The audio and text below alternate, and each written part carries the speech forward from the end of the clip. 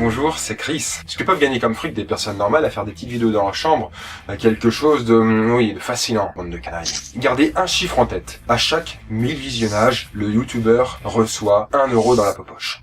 C'est une moyenne, mais assez fidèle à la réalité. Pour savoir ce qu'un youtubeur gagne par mois comme blé, on s'en tape de savoir le score de sa dernière vidéo ou le nombre d'abonnés qu'il a. Ce qui nous intéresse, c'est la somme des vues sur toutes ces vidéos. Parce qu'une vidéo, même si elle a été publiée il y a des lustres, elle continue à lui rapporter du cash tant qu'elle est visionnée. Prenez par exemple cette fille physiquement pas dégueu du nom d'Andy, qui a un peu moins de 500 000 abonnés pour info. Quand vous êtes sur sa chaîne, cliquez sur présentation et vous verrez alors le nombre total de vues sur toutes ces vidéos réunies.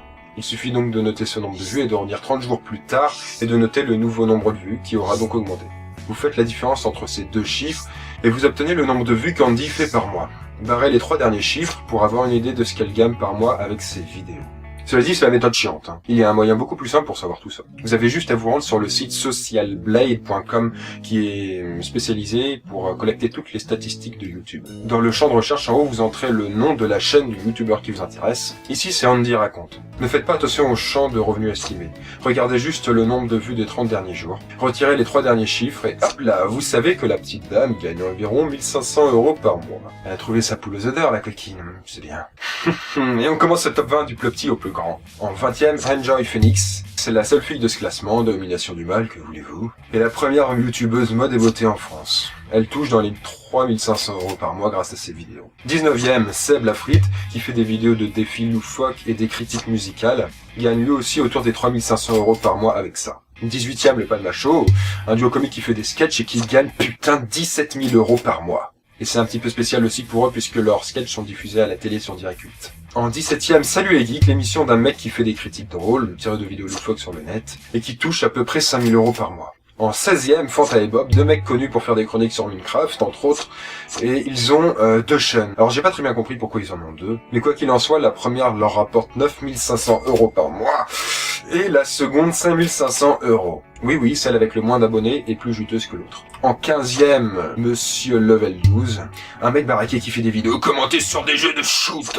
Oh putain de merde, gagne à peu près 2500 € par mois. En 14e, les tutos de Camille. Salut bande de salopes. Un mec qui fait des tutos vidéo complètement déjantés et qui touche à peu près 8000 € par mois avec. Son cas est un petit peu spécial puisque ces vidéos sont réalisées par Canal+ et sont diffusées pendant le grand journal. En 13e, Hugo tout seul qui fait des podcasts et gagne 1500 € par mois avec. Il n'est pas très actif sur sa chaîne, ça on peut pas dire le contraire, c'est pour ça aussi qu'il gagne peu comparé à son nombre énorme d'abonnés. En 12e, Monsieur Antoine Daniel. Salut bande de salopes de pute de con moi. Il fait des critiques drôles de vidéos tordues sur le net et il gagne plus ou moins 7000 € par mois. Encore que c'est pas sûr puisqu'il s'est plaint d'avoir plusieurs de ses vidéos qui ont eu des problèmes de droit. Quoique, il va quand même pas se plaindre. En 11e, Mr V, un podcasteur qui gagne à peu près 5000 € par mois.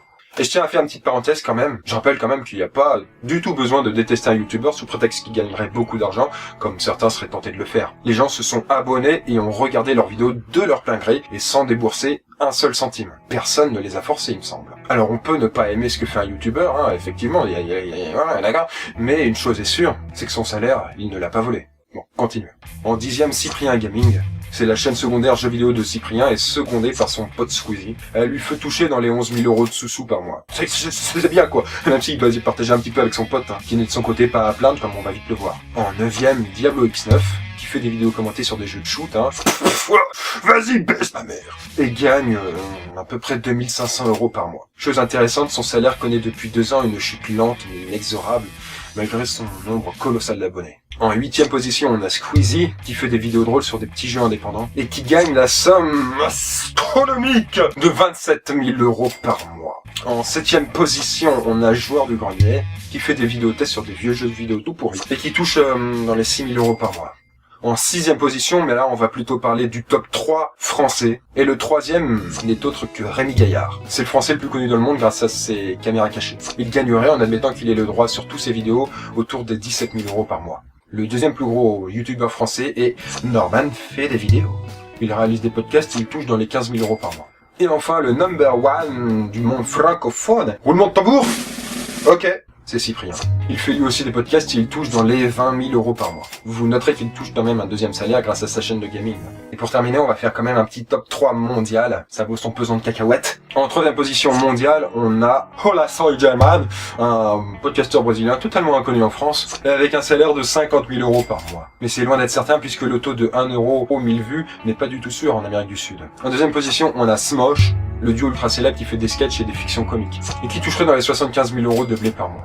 Et enfin, le number one du monde entier sur YouTube, eh ben c'est PewDiePie, qui fait des vidéos comiques sur des petits jeux indépendants, et avec des revenus stratosphériques estimés à 250 000 euros par mois. Ah my god, ça lui fait des belles couilles en or, quoi. Voilà, je vous laisse méditer là-dessus, et mon temps de parole est déjà écoulé, et à la prochaine pour une nouvelle vidéo.